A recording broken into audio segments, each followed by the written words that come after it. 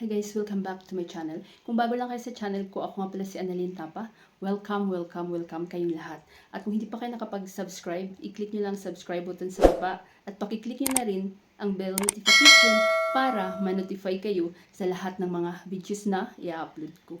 Kung bago lang kayo guys sa aking YouTube channel, nag-upload ako ng mga video tips, video tutorial nang sa ganun ay may share ko ang kaalaman ko sa kapwa ko YouTubers, lalong-lalo na sa mga new YouTubers na nagsisimula pa lang gumawa ng kanilang channel. Hi guys, sa video na ito i-share ko sa inyo ang part 3, how to edit videos in CapCut. So sa hindi pa nakaalam guys, ito yung itsura ng CapCut. Yan ang logo niya. So napakasikat na apps ito guys. Dahil ito yung ginagamit halos ng lahat sa mga TikTok, short videos, FB Reels, YouTube at kung ano pa. So kapag hindi nyo pa na-install, i-install nyo na guys at pwede siya sa Android, pwede siya sa iPhone. Ang gamit ko always is Android. So pag hindi nyo pa na-install, i-install nyo at i-open na natin. So panoorin nyo guys yung aking tutorial step by step how to edit CapCut part 1, part 2. So i-check nyo sa aking tutorial playlist, kaka-upload ko lang guys this week. So pag na-open nyo ang CapCut, skip nyo lang guys itong mga ads na lalabas dyan. Then punta kayo dito sa edit. Then new project, itong plus. So dapat may naka-ready na kayong videos na i-edit nyo. So hanap lang ako dito ng videos guys na ihalimbawa ko sa inyo. So halimbawa ito, click nyo lang yan. So nag-travel ako nito, papunta dito sa Nepal. So i-add nyo lang guys. So halimbawa ito yung format ng videos nyo guys kasi pag film ko ng video na to is tayo yung cellphone ko pang short. So dapat kapag long videos full screen, so dapat nakahiga yung inyong mobile. So hanapin natin ang kapag ganyan yan, then gusto natin siya long videos siya guys. So punta tayo sa aspect ratio. Ayan. Then mga short videos 9:16. So naturo ko na rin to guys, ulitin ko lang. 9:16 kasi importante ito minsan kasi kapag hindi niyo hanapin itong aspect ratio, halimbawa pag long videos, so may mga itim-itim sa gilid, so pangit siya, hindi full screen kapag long video siya, pero yung format niya is pang short. So short videos, FB Reels, TikTok, 9:16 guys. So pag long videos, YouTube, long videos 16:9. Ayan. Then pwede i-crop nyo lang yan guys para mag full screen siya. Ayan. Then so i-share ko sa inyo guys kung paano maglagay ng subscribe button dito sa CapCut. So ito yung tinatanong ng aking viewers kung paano maglagay ng subscribe button. So mahalaga na maglagay tayo ng subscribe button sa ating mga videos para ma-remind yung ating mga viewers na mag-subscribe sa ating channel. So dapat may na-download na kayong subscribe button guys. So punta lang tayo sa bago tayo maglagay ng subscribe button sa pinakauna ng videos natin. So punta lang tayo sa overlay, add overlay. So hanapin ko lang yung na-download kong subscribe button guys. So hanapin ko lang guys yung subscribe button na na-download ko. So sa mga nagtatanong kung saan makakuha ng subscribe button, so punta lang kayo guys sa YouTube apps at saka i-search nyo subscribe button, then i-download nyo lang. So i-add natin. Then hanapin natin ang, di ba na-add na siya guys, yan. So hanapin natin ang BJ. Ayan, remove BJ. Dahil dito natin makikita yung chroma key. So i-click nyo ang chroma key. Then, i-move nyo lang itong below guys. Ayan, move nyo lang siya konti pababa. Then, i-adjust nyo lang ito konti. Itong intensity. Shadow, konti. So, kayo na bahala mag-adjust. Then, i-check nyo. Tingnan natin kung natira yung subscribe button. So, ayan, di ba? So, mayroon na tayong subscribe button sa ating video. So, butit free pa rin siya guys, libre pa rin, walang bayad maglagay ng subscribe button sa CapCut. Yan. So, depende sa inyo kung saan nyo ilagay. So, di ba usually naman, ang subscribe button is dito sa baba, sa gilid. Yan. Para ma-remind yung ating viewers na mag-subscribe sa atin. So, yan. Nakadali maglagay ng subscribe button sa CapCut. Then, next na i-share ko sa inyo guys is kung paano mag-remove ng background dito sa CapCut. Kaya lang may bayad na siya guys. Pero kapag maka-afford naman kayo, so why not, di ba? So, exit lang tayo. So, hanap lang ako ng ibang video guys na yung background niya, dapat yung background niya is white. So, new project. So, halimbawa ito. Then, add nyo lang. So, hanapin natin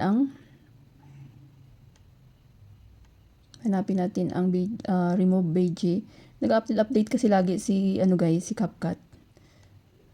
So minsan yung pangalan ng remove background is BG lang. Ngayon naman nilagyan na naman nila ng remove BG.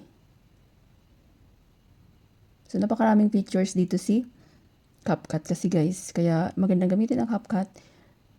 May mga free pa naman siya. Pero dati halos lahat ng features niya is free. Kaya lang sa dami-daming gumagamit. So, ang dami na nagpapabayad na rin sila. So, remove BG. So, ayan, meron siyang heart or ano ba yan? Heart or diamond na love na purple. So, ibig sabihin may bayad. So, ayan guys, nawala na yung background. Then, i-check nyo lang. Ayan. So, yun ang kadali maglagay mag-remove ng background. So, isi-share ko rin sa inyo pala kung paano maglagay ito pa yung tinatanong ng mga viewers ko, paano maglagay ng intro or outro. So, ito walang intro yung ating videos guys. So, maglagay tayo ng intro. So, dapat may naka-ready na rin kayong mga intro sa inyong mobile. So, i-click nyo na itong plus guys. Then, maghanap lang ako dito ng intro. So, halimbawa ito guys. Halimbawa lang naman ito yung intro ko. Then, add nyo lang. Ayan. So, may watermark si CapCut dito sa pinakadulo. Click nyo lang yan guys. Then, i-delete nyo lang. Pero yung watermark niya dito is hindi siya matanggal for free. Ayan. Dati wala naman yan. So, pag gusto nyo maglagay ng outro. So, same lang din guys. Dito sa dulo, click nyo lang plus. So, halimbawa, ito yung outro ko rin. So, nasa isang mobile ko kasi guys yung mga intro, outro ko. So, halimbawa wala naman ito guys. Then, add nyo lang. So, ayan. So, ganun lang kadali maglagay ng intro at saka outro. The next na i-share ko sa inyo, mag-focus tayo sa speed, slow, and fast ng video nyo. Kung gawin yung slow motion. So, ito rin tinatanong lagi ng viewers ko. So, maghanap ako dito ng videos guys na pwede natin siyang gawing slow-mo and fast. So, halimbawa ito yung videos guys na gawin nating slow-mo at saka fast. So, tanggalan ko lang guys yung sound para marinig nyo. Click nyo lang video, hanapin yung volume. I-zero nyo lang. So, click natin yung video, hanapin natin ang speed. So, normal. So, ito lang naman ginagamit ko lagi. So, ito yung normal guys, yung may bilog na blue. So, play natin para makita nyo yung pagkaiba. Ayan. So, unahin natin ang slow-mo. So, i-move natin pa left side guys ang bilog. Ayan. O, diba? Slow-mo na siya.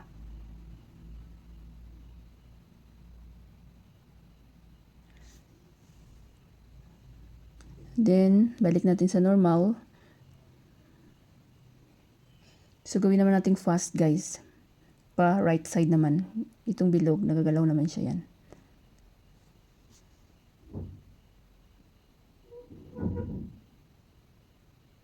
Yan, so depende sa inyo kung gaano ba kabilis yung gusto nyo.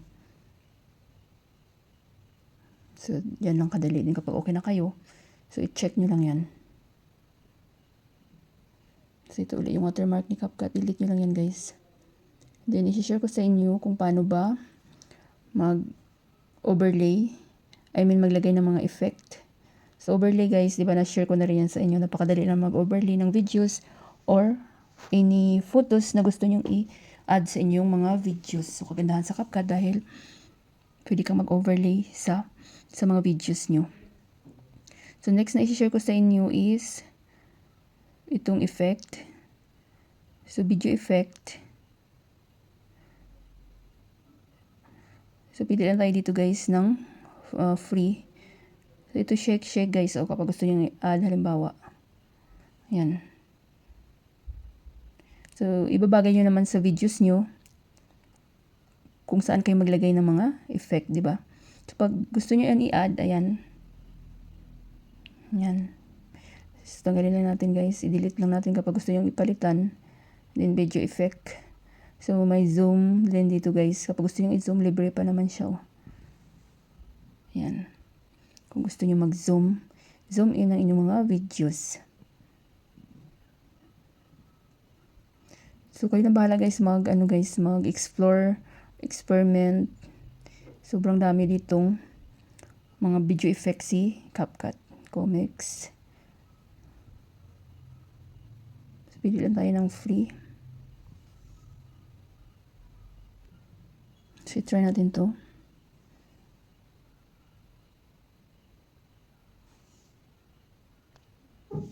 So, yan, na-add siya guys. Na-add na natin. Yan. So, parang naiba yung ano, diba? Parang maganda rin siya guys na yung background niya, oh. Yan, diba? Kapag gusto nyong mag-design, pagandahin nyo yung mga videos, so dito kayo punta sa CapCut.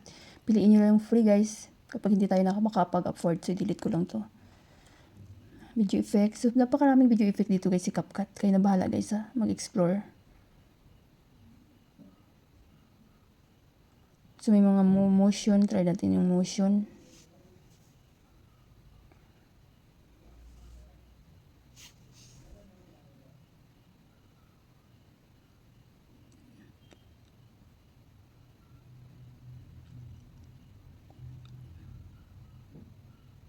So, pili tayo ng free.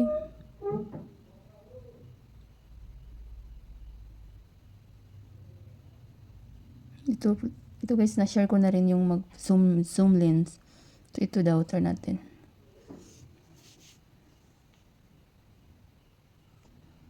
So, yun, na-add na siya guys. Ayan. So, wala lang masyadong pinagkaiba. So, delete lang natin yan. Maraming magaganda dito guys. Kaya na bahala mag-explore. And then next na i-share ko sa inyo is paano ba mag-add ng mga text dito guys. Napakarami dito. So, text. Halimbawa, positive. So, dapat lagi tayong positive guys, no? So, pili lang kayo dito ng, pwede nyo lagyan ng font kapag gusto nyo lagyan. So, halimbawa, pili lang ko dito ng free. Yung mababasa. So, super dami dyan guys, oh. May mga bayad, iba wala naman. Itong War God. Hindi siya clear, hindi pa clear. So, lagyan natin ng style. Ito lagi yung ginagamit ko dito para clear siya. Yan, di ba? Positive. Then, may mga effect din dyan. Ay, may bayad yung napindot ko. Pili tayo ng free. Halimbawa ito. Ayan, di ba? Simple lang siya. Then, animation. So, medyo mahina yung net ko ngayon, guys. So, napakaraming pagpipilian dito, guys. So, pili lang kayo. Piliin nyo lang free. Halimbawa itong feed in. Feed in, ayan. So, napakarami dyan, guys. Type 1. Ayan. So, ito adjust nyo lang siya kung gusto nyo. Ayan. Ayan, di ba? Okay na bahala mag-explore. Napakarami dyan, guys. So, yung net ko kasi mahina. Kaya, hindi masyadong, yung iba hindi na, naka-block siya. So, na ba ito? Zoom in. Ayan. Diba? Super ganda, guys. Ayan. Ito naman maganda din. Stencil scanner.